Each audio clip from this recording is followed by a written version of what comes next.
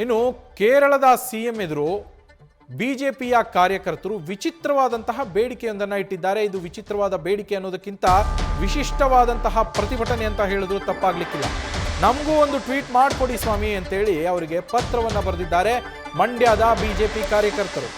ಈ ಮೂಲಕ ವಿನೂತನವಾಗಿ ಅವರು ಪ್ರತಿಭಟನೆಯನ್ನು ಮಾಡ್ತಾ ಇರುವಂಥದ್ದು. ಯಾಕೆ ಅಂದರೆ ಕೋಗಿಲು ಲೇಔಟ್ ವಿಚಾರದಲ್ಲಿ ಕೇರಳದ ಸಿಎಂ ಪಿಣರಾಯಿ ವಿಜಯನ್ ತಮಗೆ ಸಂಬಂಧವೇ ಇಲ್ಲದೇ ಇದ್ರು, ತಮಗೆ ಅವಶ್ಯಕತೆ ಇಲ್ಲದೇ ಇದ್ರು ಕೂಡ ಮೂಗನ್ನ ತೂರಿಸಿದ್ರು.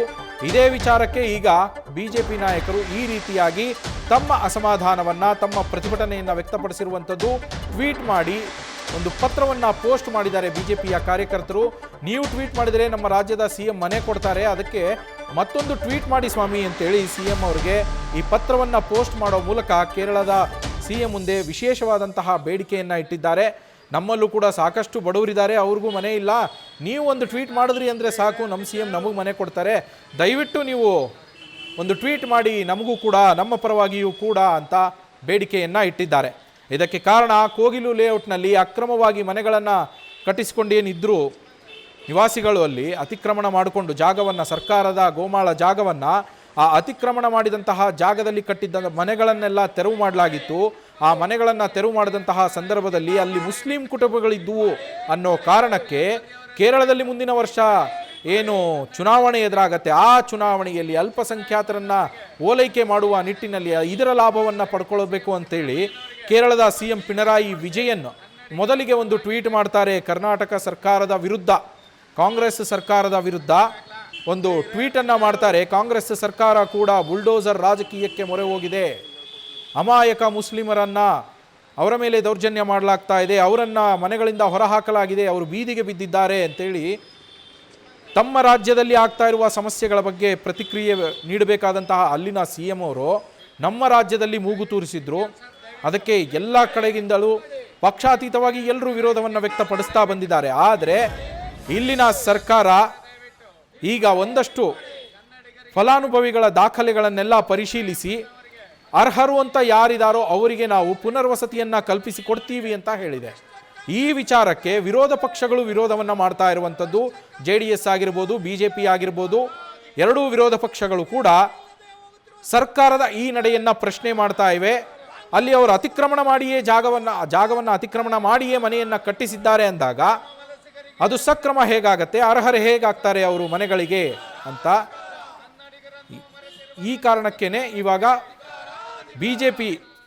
ಮಂಡ್ಯ ಬಿಜೆಪಿ ಕಾರ್ಯಕರ್ತರು ಪ್ರತಿಭಟನೆಯ ರೂಪದಲ್ಲಿ ಒಂದು ಪೋಸ್ಟನ್ನು ಮಾಡಿದ್ದಾರೆ. ಎಕ್ಸ್ ಖಾತೆಯಲ್ಲಿ ಪೋಸ್ಟ್ ಮಾಡಿಬಿಟ್ಟು ಪಿಣರಾಯಿ ವಿಜಯನ್ ಅವರಿಗೆ, ಸ್ವಾಮಿ ನೀವು ತುಂಬ ಉದಾರವಾದಿಗಳಿದ್ದೀರಿ, ನೀವು ಒಂದು ಟ್ವೀಟ್ ಮಾಡಿದರೆ ನಮ್ಮ ಸಿಎಂ ನಮಗೆ ಮನೆ ಕೊಡ್ತಾರೆ, ದಯವಿಟ್ಟು ನಮ್ಮ ಪರವಾಗಿ ಕೂಡ ಟ್ವೀಟ್ ಮಾಡಿ, ನಮ್ಮಲ್ಲೂ ಬಡವರಿದ್ದಾರೆ ಅಂತ ತಮ್ಮ ಅಸಮಾಧಾನವನ್ನು ಹೊರಹಾಕಿರುವಂಥದ್ದು.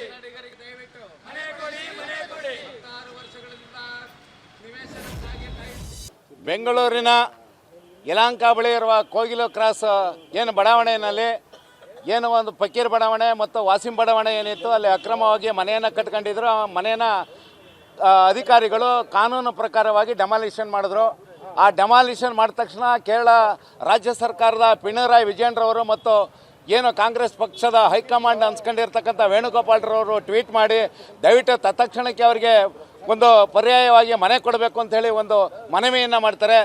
ಆ ತಕ್ಷಣವೇ ಮಂಡಿ ಉರಿದಂತಹ ನಮ್ಮ ರಾಜ್ಯ ಸರ್ಕಾರ, ನಮ್ಮ ಏನು ಟಗರು ಅಂತ ಕರಿತಿದ್ರು, ಟಗರು ಗುಮ್ಮುತ್ತೆ, ಬಂಡೆ ಬೆಚ್ಚಲ್ಲ ಬೆದರಲ್ಲ ಎಲ್ಲೋ ಬಗ್ಗಲ್ಲ ಅಂತ ಹೇಳ್ತಾರೋ ಅಂತ ಬಂಡೆ ಕರಗೋಗಿದೆ, ಟಗರು ಇವತ್ತು ಬೆನ್ಮೂಳೆ ಬಗ್ಗೋಗಿದೆ. ಅಂಥ ಒಂದು ಶಕ್ತಿ ಪಿಣರಾಯಿ ವಿಜಯನ್ರವ್ರಿಗಿದೆ. ಯಾಕೆಂತಂದರೆ ನಾವು ರಾಮನ್ನ, ಕೃಷ್ಣನ, ಸೀತೆನ, ಹನುಮನ್ನ, ಈಶ್ವರನ ಪೂಜೆ ಮಾಡೋಂಥ ಜನರು, ತಿಲಕವನ್ನು ಇಟ್ಕೊಳ್ಳೋಂಥ ಜನರು.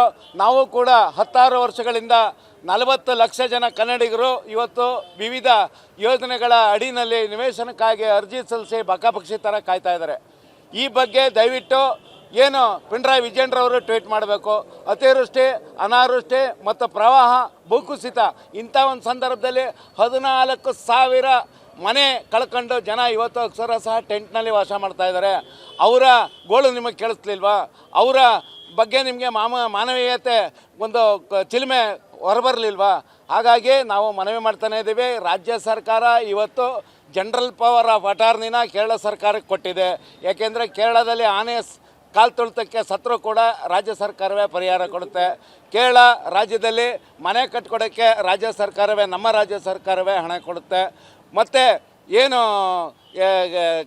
ಈ ಬಡಾವಣೆಯಲ್ಲಿ ಒಂದು ಟ್ವೀಟ್ ಮಾಡಿದ ತಕ್ಷಣ ಬೆಂಗಳೂರಿನ ಬಡಾವಣೆಗಳಲ್ಲಿ ತಕ್ಷಣವೇ ಮನೆಯನ್ನು ಹೊಸ ವರ್ಷದ ದಿನದಿಂದ ಕೊಡ್ತಾ ಇದ್ದಾರೆ, ಒಳ್ಳೆ ಹೈ ಫ್ಲ್ಯಾಟ್ಗಳನ್ನ. ಹಾಗಾಗಿ ನಾವು ದಯವಿಟ್ಟು ಕೇಳ್ತೀವಿ, ನಮಗೂ ಕೂಡ ಕನ್ನಡಿಗರು ನಾವು ಕಾಯ್ಕೊಂಡಿದ್ದೀವಲ್ಲ, ನಮಗೂ ಕೂಡ ನೀವು ದಯವಿಟ್ಟು ಟ್ವೀಟ್ ಮಾಡಿ.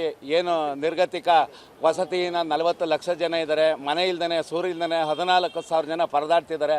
ಅವ್ರ ಬಗ್ಗೆನೂ ಮಾನವೀಯತೆ ದೃಷ್ಟಿಯಿಂದ ತಾವು ಟ್ವೀಟ್ ಮಾಡಿ ಸಿದ್ದರಾಮಯ್ಯನವ್ರಿಗೆ ಒಂದು ಮನವಿ ಮಾಡಬೇಕು ಅಂತೇಳಿ ನಾನು ಮನವಿ ಮಾಡ್ತೀನಿ. ಇವತ್ತು ಪತ್ರ ಚಳವಳಿ, ಬಹಿರಂಗ ಪತ್ರ ಚಳವಳಿಯನ್ನು ಮಾಡ್ತಾಯಿದ್ದೀವಿ. ಯಾಕೆಂತಂದರೆ ಸಿದ್ದರಾಮಯ್ಯನವರು ಇವತ್ತು ಕೇರಳದ ವೇದಿಕೆಗಳನ್ನೇ ಹಂಚ್ಕೋತಾರೆ. ಹೈಕಮಾಂಡ್ ಯಾಕೆಂತಂದರೆ ಸಿದ್ದರಾಮಯ್ಯನವ್ರಿಗೆ ಕುರ್ಚಿ ಉಳಿಸ್ಕೊಳ್ಳುವಂಥ ಆಸೆ, ಡಿ.ಕೆ. ಶಿವಕುಮಾರ್ ಅವರಿಗೆ ಕುರ್ಚಿ ಪಡೆಯುವಂಥ ಆಸೆ. ಇಬ್ಬರು ಜಿದ್ದಿಗೆ ಬಿದ್ದು ಇವತ್ತು ಸಿಕ್ಕಾಪಟ್ಟೆ ಹೆಲ್ಪ್ ಮಾಡ್ತಾಯಿದ್ದಾರೆ, ಅಲ್ಪಸಂಖ್ಯಾತರಿಗೆ ಹೆಲ್ಪ್ ಮಾಡ್ತಾಯಿದ್ದಾರೆ. ಇವತ್ತು ಪಿಣರಾಯಿ ವಿಜಯನ್ರವರಿಗೆ ಕೇರಳ ಸರ್ಕಾರದ ಮುಖ್ಯಮಂತ್ರಿಗಳು ಮತ್ತು ಸೂಪರ್ CM ಕರ್ನಾಟಕ ಗುಪ್ತ ಮುಖ್ಯಮಂತ್ರಿ ಪಿಣರಾಯಿ ವಿಜಯನ್ರವರಿಗೆ ಮನವಿ ಮಾಡ್ತಾನೆ ಇದ್ವಿ. ಸ್ವಾಮಿ, ನಮಗೆ ಗೊತ್ತಿರಲಿಲ್ಲ ಈ ಅಧಿಕಾರ ಎಲ್ಲ, ಕರ್ನಾಟಕದ ಅಧಿಕಾರ ಎಲ್ಲ ನಿಮ್ಮ ಮುಖಾಂತರ ನಡೆಯೋದು. ಹಾಗಾಗಿ ನಾವು ಬಡವರಿಗೆ ನಮ್ಗೆ ಹೆಲ್ಪ್ ಮಾಡಿ ಅಂತ ಅಂದ್ಬಿಟ್ಟು ಒಂದು ಮನವಿ ಮಾಡ್ತಾ ಒಂದು ಬಹಿರಂಗ ಪತ್ರವನ್ನು ಅವ್ರು ಬರೆದಿದ್ದೀವಿ.